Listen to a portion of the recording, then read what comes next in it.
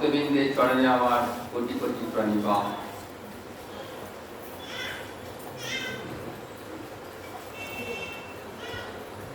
আজ শুভ একাদশী,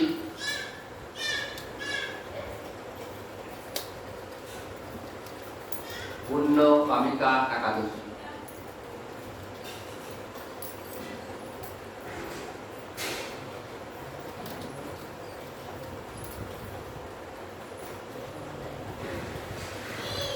জগতে যত প্রকারের ব্রত তিথি আছে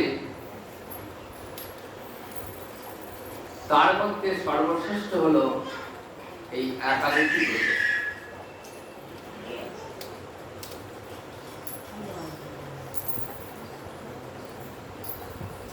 শাস্ত্রে বলা আছে, একাদশাং মহাপুণ্যা সর্ব পাপ প্রণাশিনী ভক্তেশ্চ দীপনি কৃষ্ণ পরমার্থ গতি প্রদান।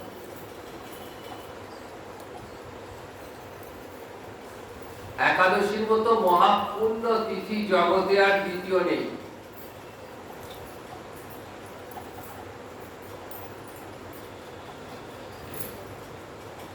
এই তিথির আর একটা হরিবাসর তিথি বা মাধব তিথিও বলা।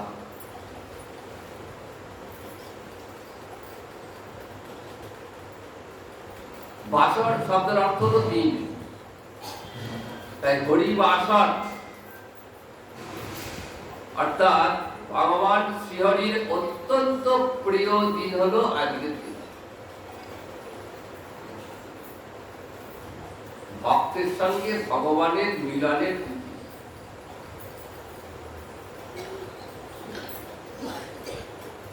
ভগবানকে কাছে পাওয়ার আজ একটি বিশেষ সুযোগ।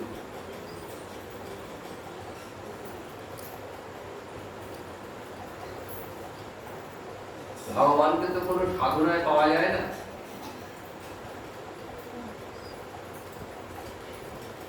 ভগবানকে পেতে গেলে তার কৃপা দরকার।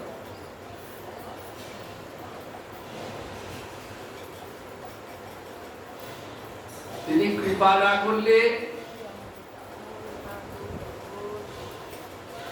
ভগবান দর্শন পায় না।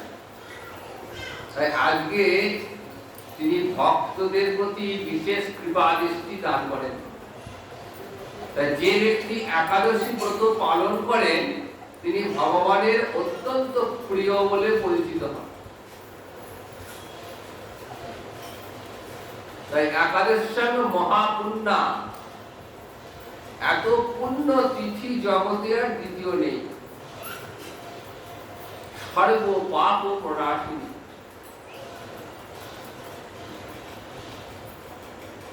সমস্ত প্রকার পাপ ধ্বংস করে দেয়। আমরা বিষয়ভোগী জীব,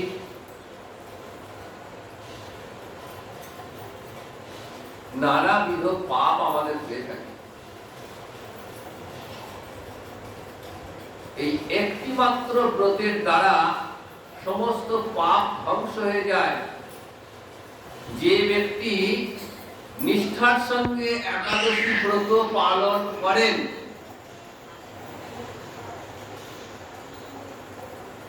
তার দেহে মনের যাবতীয় পাপ ধ্বংস হয়ে যায়।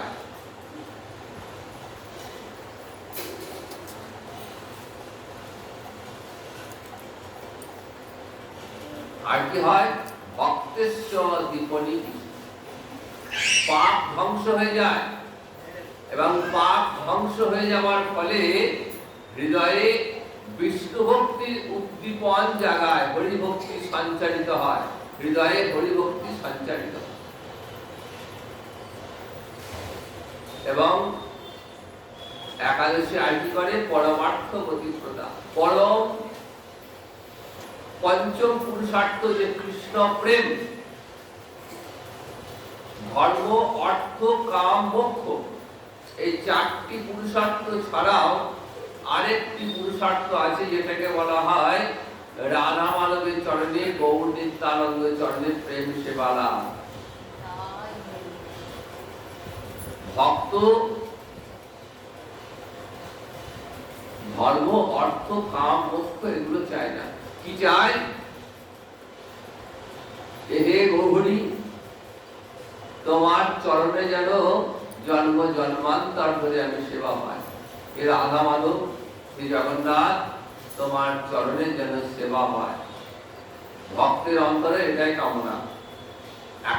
একাদশী ব্রত ভক্তকে, ভক্তের এই মনোবাসনা, মনস্কামনা পূর্ণ করে। তাহলে দেখুন একাদশী কেমন ব্রত। দেখুন এই একটা ব্রত করলে সমস্ত ব্রতের পাল্লা হয়ে যাবে। কারণ একাদশী হচ্ছে ভগবানের অত্যন্ত প্রিয়। একাদশী হলেন স্বয়ং ভগবান শ্রীকৃষ্ণই একাদশী।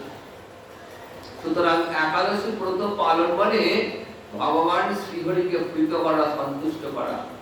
আর তিনি প্রীত হলে, তিনি সন্তুষ্ট হলে সবাই প্রীত, সবাই সন্তুষ্ট। তস্মিন তুষ্টে জগৎ তুষ্ট, প্রীণিতে প্রীণিতং তথা। তিনি তুষ্ট হলে জগৎ তুষ্ট, তিনি প্রীত হলে সমস্ত দেবদেব প্রীত হয়ে যায়। ভগবান শ্রীহরিকে সন্তুষ্ট করা, প্রীত করতে পারলে আর কোন দেবদেবীর আরাধনা করার প্রয়োজন হয় না।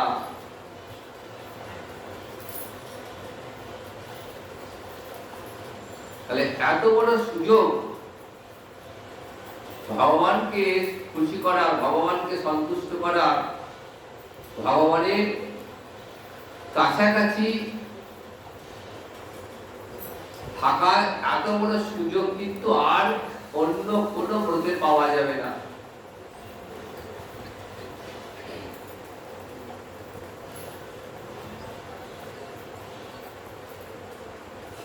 হরিভক্তি বিলাসে এই একাদশী ব্রতের বিধান সনাতন গোস্বামীপাদ খুব সুন্দর করে তুলে ধরেছেন।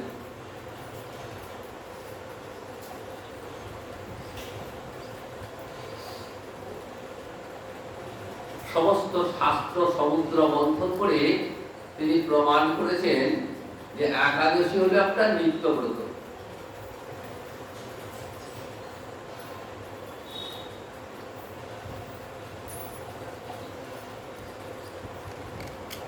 নিত্যব্রত কাকে বলবো?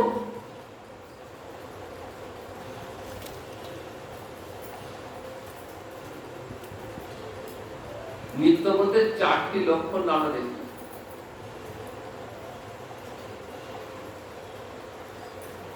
যে ব্রতটি পালন করলে স্বয়ং ভগবান শ্রীহরি প্রীত হন, সন্তুষ্ট হন,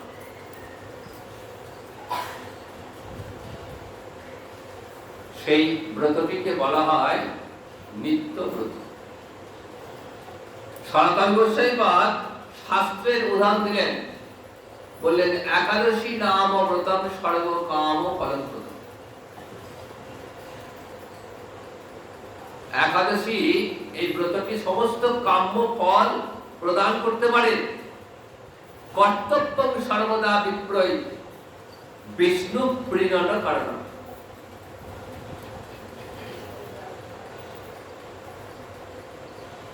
বললেন একাদশী এমন এক ব্রত যে ব্রতটি সমস্ত কাম্য ফল প্রদান করতে পারে।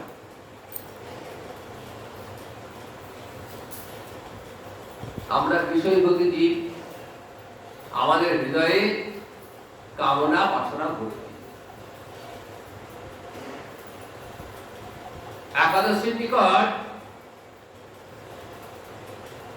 যদি আমরা কোনো কামনা বাসনা প্রার্থনা করি, একাদশী সেই প্রার্থনা মঞ্জুর করবে। কেমন ব্রত দেখুন,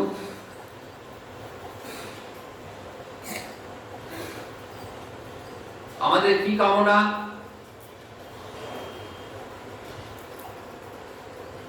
দেহে কোনো ব্যাধি হয়েছে, দুরারোগ্য ব্যাধি, একাদশীর নিকট প্রার্থনা জানান যে হে একাদশী, তুমি আমায় রোগ মুক্ত করো, ব্যাধি মুক্ত করো।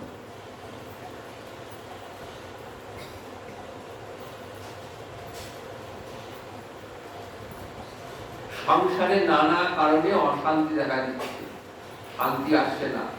একাদশীর নিকট প্রার্থনা জানান যে একাদশী আমার সংসারে শান্তি ফিরিয়ে দাও।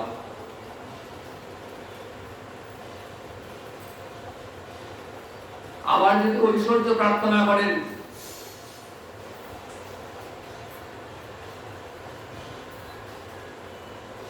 একাদশী সাধকের সেই ইচ্ছাটাও পূরণ করে। এগুলো তো গেলই। এছাড়াও ইন্দ্রপদ, ব্রহ্মপদ যা প্রার্থনা করবেন সাধকের সেই বাঞ্ছা পূর্ণ করবে।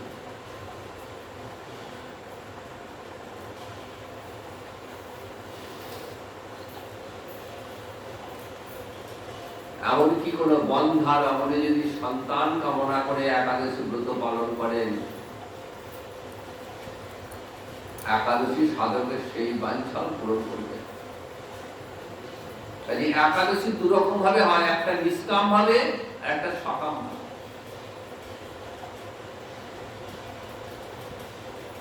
সকাম একাদশীর কিছু বিধান রয়েছে, অত্যন্ত নিষ্ঠার সঙ্গে সেই ব্রত পালন করতে হয়, তবেই একাদশী ফলদান করবে। আর নিষ্কাম একাদশীতে কোন কামনা বাসনা থাকবে না, একটাই কামনা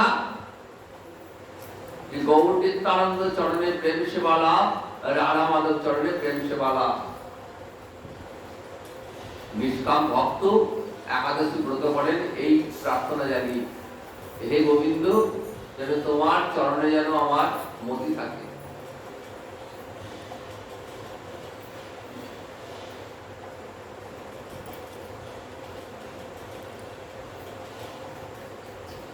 তাহলে দেখুন,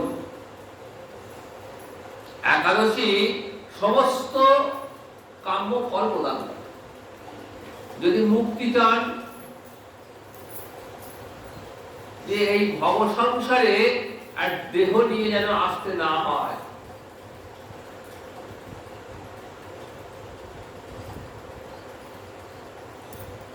মুক্তি দান করবেন একাদশী। মুক্তির উপরে রাধা মাধব চরণে, গৌর নিত্যানন্দ চরণে প্রেম সেবা লাভ, সেটিও একাদশী পূরণ করবেন। নিত্যব্রতের দ্বিতীয় লক্ষণটি কি বললেন? যেটি শাস্ত্রের বিধিরূপে থাকবে, শাস্ত্রের বিধান। নিত্যব্রতটা শাস্ত্রে থাকবে, শাস্ত্রের বিধান থাকবে। আর নৈমিত্তিক ব্রতগুলি লোকাচার, সেগুলো কোনো শাস্ত্রীয় বিধান নেই, কিন্তু নিত্যব্রতে শাস্ত্রীয় বিধান থাকবে, কিভাবে ব্রত পালন করতে হবে। এবং সেই ব্রত একবার পালন করতে শুরু করলে সেই ব্রত কিন্তু কখনো লঙ্ঘন করা যাবে না। একাদশী যেহেতু নিত্যব্রত, তাই শাস্ত্রে কি বলা আছে? একাদশ্যাং উপবাসের ন কদাচিৎ অতিক্রমে। একবার উপবাস করতে শুরু করলে সেটা কিন্তু কখনো আর লঙ্ঘন করা যাবে না।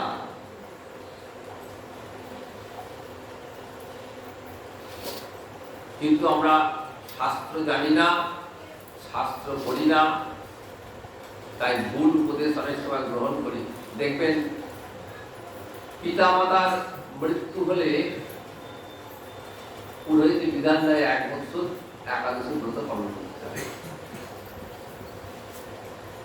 খুব কষ্টের ব্যাপার। 1 বছর একাদশী মানে মাসে 2টো করে একাদশী, 1 বছর 24টা একাদশী ব্রত। সেই ব্রততে আমার বিধান আছে, ভাত খাওয়া যাবে না।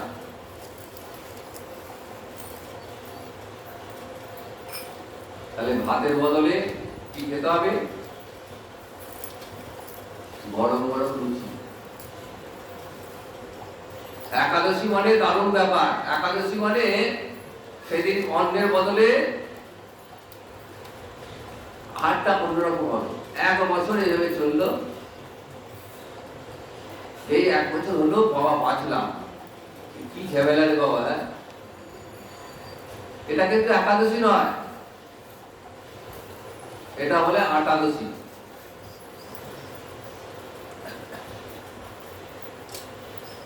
শাস্ত্রের নিয়মে একাদশী হচ্ছে একবার যিনি একাদশী ব্রত পালন করতে শুরু করবেন সেই ব্রত কিন্তু কখনো লঙ্ঘন করা যাবে না, যেহেতু নিত্য ব্রত। কারা পালন করবেন? শাস্ত্র বলছেন 8 বছর বয়স থেকে 80 বছর বয়সে সকল নর নারী, গৃহী, সন্ন্যাসী, বানপ্রস্থী, সধবা, বিধবা সকলের জন্য একাদশী ব্রতের বিধান। শাস্ত্রে কোথাও উল্লেখ নেই যে সধবা রমণীরা একাদশী ব্রত পালন করতে পারবেন না, এমনটি কিন্তু কোথাও বলা নেই। বরং সনাতন গোস্বাইপাদ শাস্ত্রের উদাহরণ তুলে দিলেন। উদাহরণ তুলে বলছেন, স্বপুত্রস্য স্বভার্যস্য সজনায় ভক্তি সংযুত একাদশ্যাং উপবাসে প্রক্ষয় উভয়ের ভক্তি।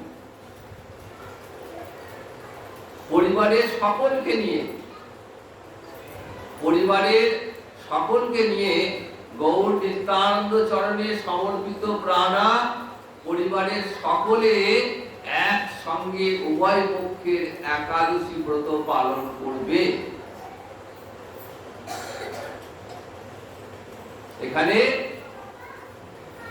কোনো ভেদ নেই, সবাই করবেন। ব্রাহ্মণ থেকে শূদ্র, সমস্ত বর্ণের, সমস্ত আশ্রমের, সধবা, বিধবা সকলেই একাদশী ব্রত পালন করবেন, পরিবারের সকলকে।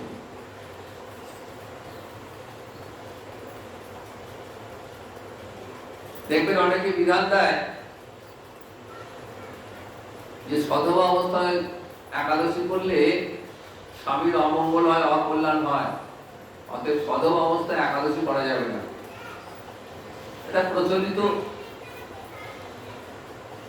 একটা কথা রয়েছে, আমরা সবাই জানি, কিন্তু এমনটা নয়। শাস্ত্র পড়লে দেখবেন শাস্ত্রের বিধান অন্যরকম বলছে। শাস্ত্রে এমন কথা বলা নেই,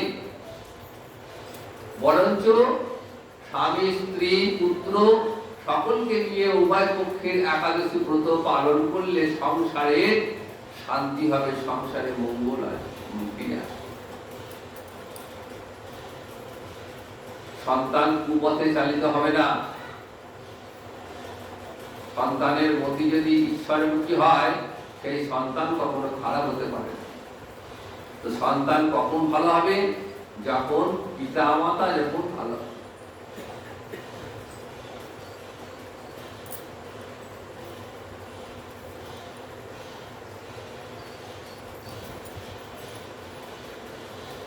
তৃতীয় লক্ষণটি কি? তৃতীয় লক্ষণটি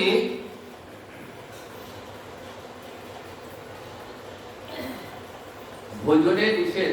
নিত্য ব্রতের যে লক্ষণ, তৃতীয় লক্ষণ, সেখানে আহারে নিষেধ। একাদশী ব্রত পালন করলে হবে না। ব্রত যখন পালন করবো নিষ্ঠার সঙ্গে, সকাম ভাবী হোক বা সেটা নিষ্কাম ভাবী হোক, পালনটা কিন্তু নিষ্ঠার সঙ্গে করতে হবে। আহারে নিষেধ বলে অন্নাদি পঞ্চশস্য ভক্ষণ নিষিদ্ধ রয়েছে।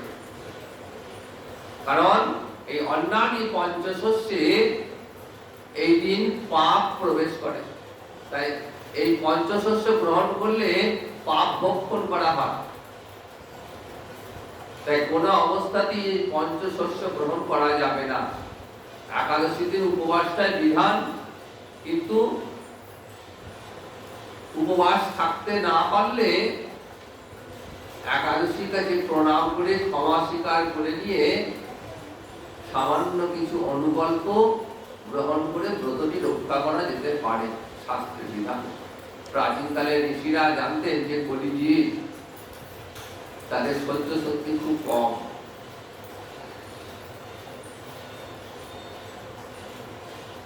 অন্যান্য যুগে মানুষের মতো ন্যায়, নিষ্ঠা, ধৈর্য এত থাকবে না।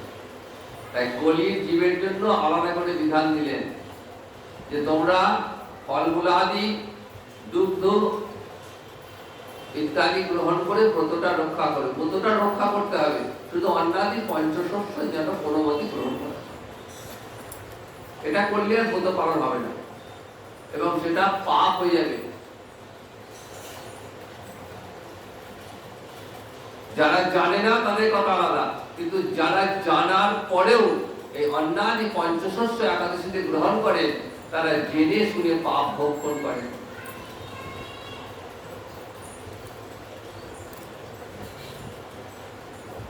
আর একটা জিনিস, যে বছরে মাসে দুটো করে একাদশী বলে, বছরে 12 করে 24টি একাদশী। এছাড়াও 8টি মহা দ্বাদশী রয়েছে, 4টি তিথি যোগে এবং 4টি নক্ষত্র যোগে। তো খেয়াল রাখতে হবে যদি মহা দ্বাদশী প্রাপ্ত হয়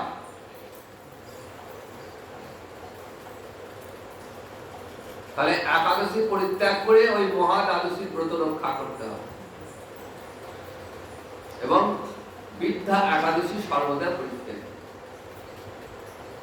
একাদশী করলেই হবে না, ঠিক তিথিটা ঘন্টা জানতে হবে।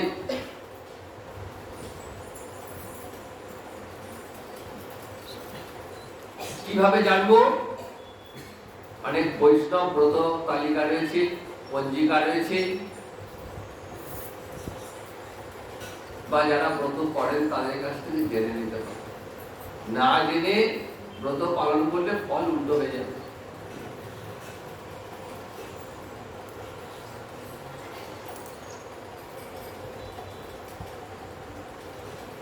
গান্ধারী বৃদ্ধা একাদশী পালন করেছিলেন, তার ফল শতপুত্রের বিনাশ হয়ে গেছিল। তো কেমন করে বুঝবো বৃদ্ধা একাদশী?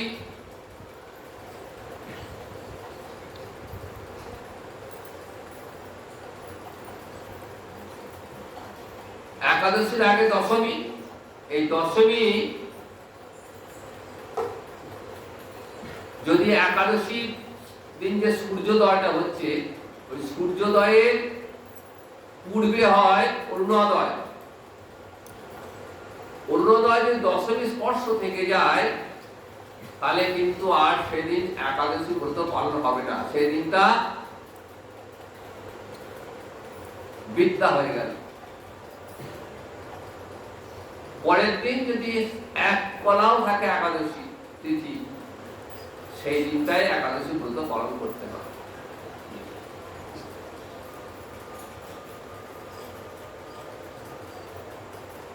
আর যদি তিথি যোগে বা নক্ষত্র যোগে মহা দ্বাদশী প্রাপ্ত হয় তাহলে সেক্ষেত্রে মহা দ্বাদশী ব্রত পালন করতে হবে এবং সেক্ষেত্রে কোনো অপরাধ হবে না, এটা শাস্ত্রের বিধান।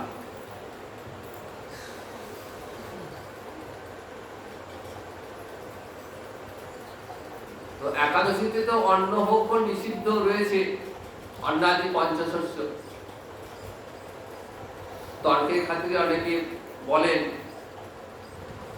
যে অন্নাদি পঞ্চশস্য গ্রহণ নিষিদ্ধ করলে আমরা ঠিক আছে, কিন্তু মহাপ্রসাদ গোবিন্দকে যে প্রসাদ নিবেদন করা হয় সেই প্রসাদ তো অপরাজিত হয়ে গেল।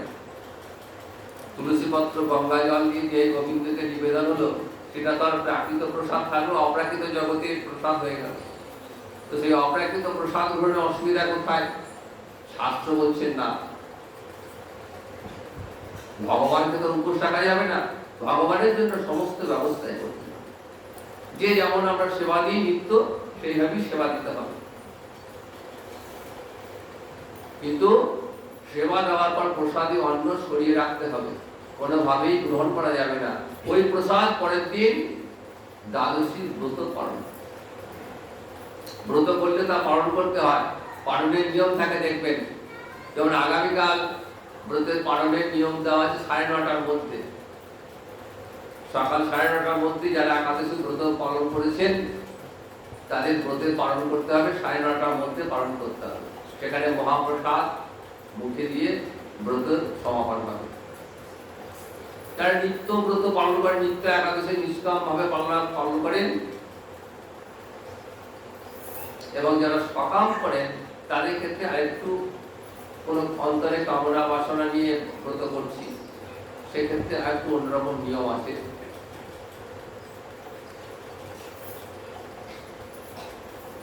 আর চতুর্থ যে বৈশিষ্ট্য, অকারণে প্রত্যাহার। বললেন একবার ব্রত শুরু করলে আর সেটা কিন্তু লঙ্ঘন করা যাবে না। আমি ব্রত করতে করতে আমি পারলাম না, ইচ্ছে করছে না, খাওয়া দাওয়ার সমস্যা হচ্ছে, না খেয়ে থাকতে পারছি না, একাদশী ছেড়ে দিলাম, এটা আরো বেশি অপরাধ। যিনি একাদশীর দিন অন্ন গ্রহণ করেন তিনি পিতৃপুরুষের সঙ্গে নরক গমন করেন, শাস্ত্রে বলা আছে। আর যিনি একাদশী ব্রত পরিত্যাগ করে অন্য ব্রত করেন তিনি হস্তস্থিত মহামূল্যবান রত্ন পরিত্যাগ করে রাস্তায় পড়ে থাকা মৃৎপিণ্ড মাটি ফেলা করিয়ে দেন। আমি একাদশী করি না, কিন্তু আমি অন্যান্য যে সমস্ত লৌকিক ব্রত সেগুলো খুব নিষ্ঠার সঙ্গে পালন করি।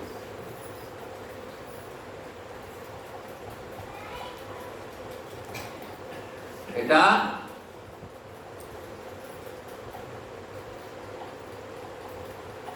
মহামূল্যবান রত্ন ফেলে দিয়ে রাস্তায় পড়ে থাকা মাটি ফেলা কুড়িয়ে নেওয়ার সমান।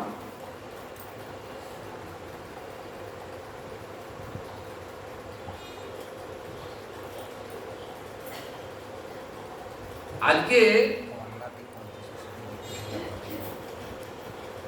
যে একাদশী, সেই একাদশীটার নাম হচ্ছে কামিকা একাদশী। শ্রাবণ মাসে কৃষ্ণপক্ষের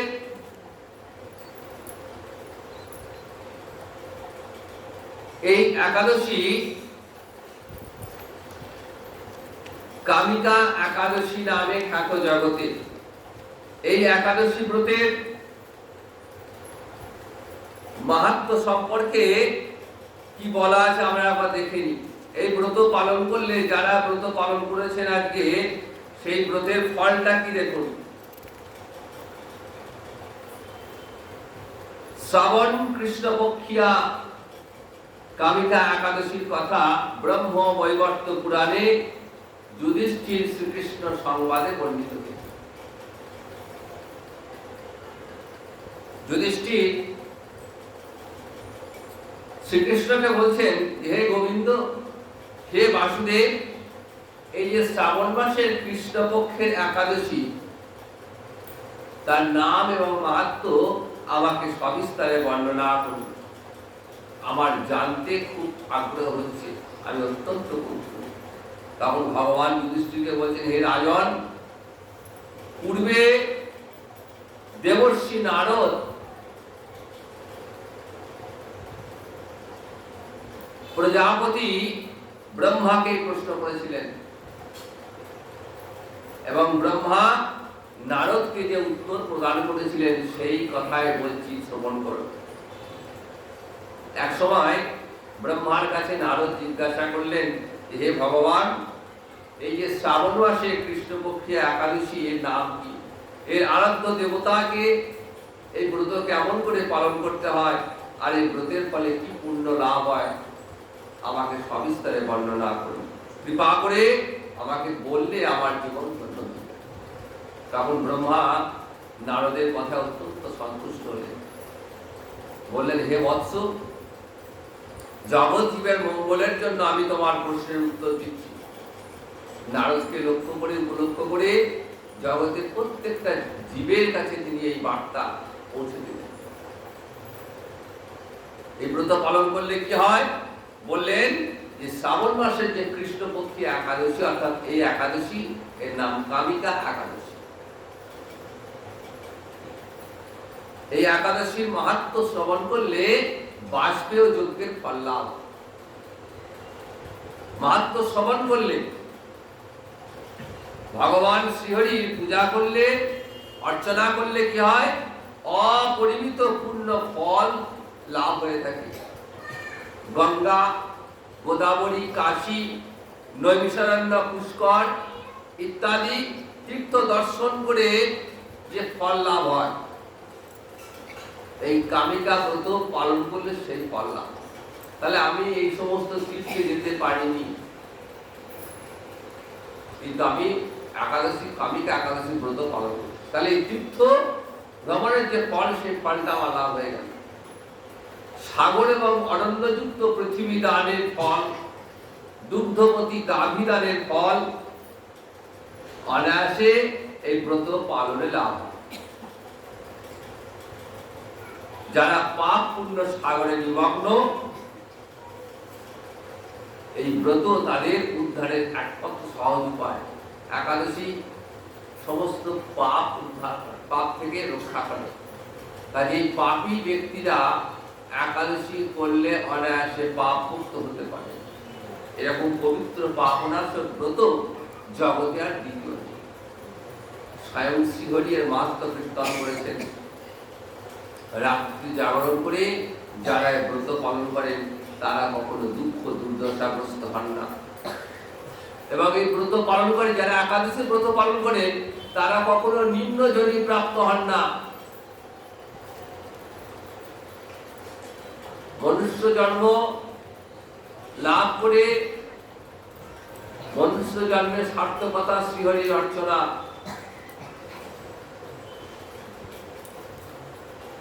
ভগবানের সেবা করা এবং একাদশী ব্রত পালন করা মানে ভগবানকে সেবা করা। কেশব প্রিয়া তুলসী পত্রে যিনি শ্রীহরির পূজা করেন, পদ্ম পাতায় জলের মতো তিনি পাপে নির্লিপ্ত থাকেন। কোন পাপ তাকে স্পর্শ করতে পারে না। তুলসী পত্র দিয়ে বিষ্ণু পূজায় ভগবান যেমন সন্তুষ্ট হন, মণিমুক্তাদি মূল্যবান রত্ন মাধ্যমেও তেমন তিনি প্রীত হন না। যে ভক্ত গোবিন্দকে তুলসী পত্র গঙ্গা জল দিয়ে সেবা করেন তার কাছে ভগবান চির ঋণী হয়ে থাকেন। তুলসী পত্র গঙ্গা জলের সেবা ভগবানের কাছে এতটাই প্রিয় যে মণিমুক্তাদি সেখানে তুচ্ছ হয়ে যায়।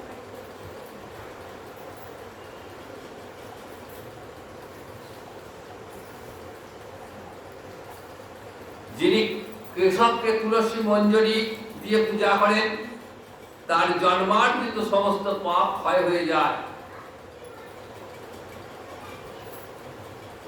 এই প্রসঙ্গে ব্রহ্মা বললেন, হে নারদ, যিনি তুলসীকে প্রত্যহ দর্শন করেন তার সমস্ত পাপ রাশি বিদূরিত হয়ে যায়।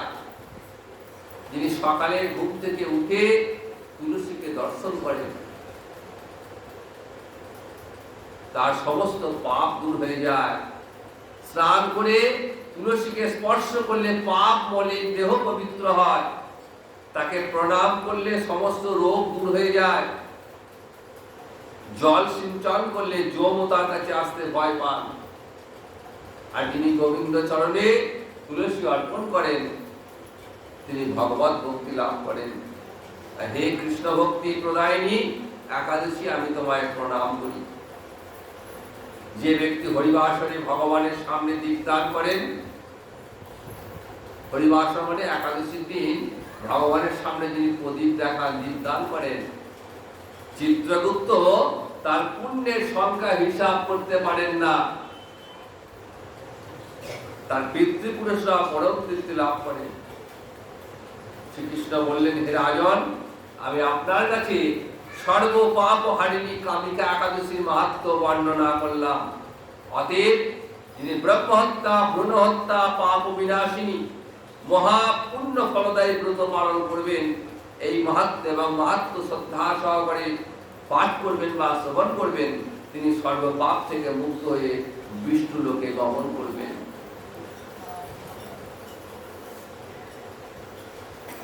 যিনি এই ব্রত মাহাত্ম্য শ্রবণ করছেন এবং যিনি পাঠ করছেন,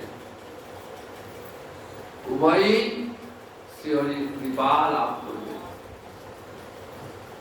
এবং নিত্যব্রত, তাই এই ব্রত কিন্তু কোনো অবস্থাতেই বন্ধ করা যাবে না, সে জন্মাশৌচ বা মরণাশৌচ বা যে কোনো অশৌচ। অনেকে বিধান দিয়ে থাকেন যে এখন হয়তো কেউ পরিবারে কেউ দেহ রেখেছে, অশৌচ চলছে, এখন ওসব করা যাবে না। কিন্তু নিত্যব্রত কিন্তু লঙ্ঘন হবে না, বিগ্রহ স্পর্শ করা যাবে না, বিগ্রহকে নিজে হাতে সেবা দেওয়া যাবে ওই সময়, কিন্তু একাদশীর ব্রত কিন্তু পালন করতে হবে, যেহেতু নিত্যব্রত। একাদশীর দিন যদি কারো মৃত্যু হয়, তারা পুনর্জন্ম হয় না, তিনি মুক্তি লাভ করে।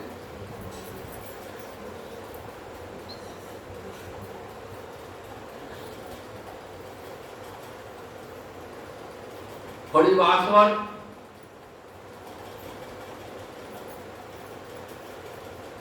তাই ভগবান শ্রীহরির প্রীতির জন্য, সন্তুষ্টির জন্য হরিনাম সংকীর্তনটাই বিধান।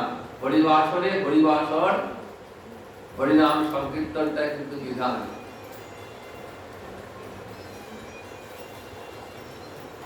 শ্রীমান মহাপ্রভু এই হরিবাসরের দিন শিবাসঙ্গনে ভক্তবৃন্দকে সঙ্গে নিয়ে সারা রাত দিন রাত ধরে হরিনাম সংকীর্তন করতেন।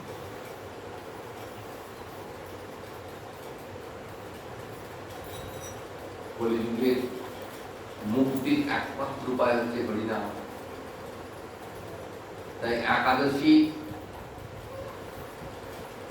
ব্রতে যে বিধান রয়েছে, সেই বিধান পালন তো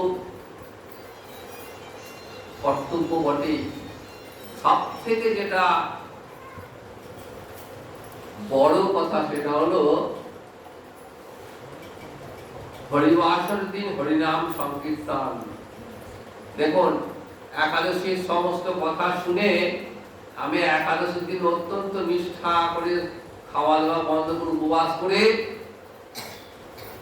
আজকে কোনো কাজ করবো না, আমি বিছানায় সারাদিন শুয়ে থাকবো আর মোবাইলে যত সিনেমা সিরিয়াল সব দেখে মোবাইল, রান্না বান্না নেই, তাহলে কিন্তু পালন করবো। উপবাসটা বড় কথা নয়, বড় কথা হচ্ছে হরিনাম সংকীর্তন। সারাদিন ভগবান শ্রীহরির কাছাকাছি থাকতে হবে। কি করে থাকবো? সেটা একমাত্র হরিনামের মাধ্যমে। কারণ যেখানেই হরিনাম হরিকথা, সেখানেই ভগবান বিরাজ করবেন। তাই ভগবানকে কাছে পেতে গেলে ওই হরিনাম সংকীর্তনের মধ্য দিয়ে দিনটা অতিবাহিত করতে হবে।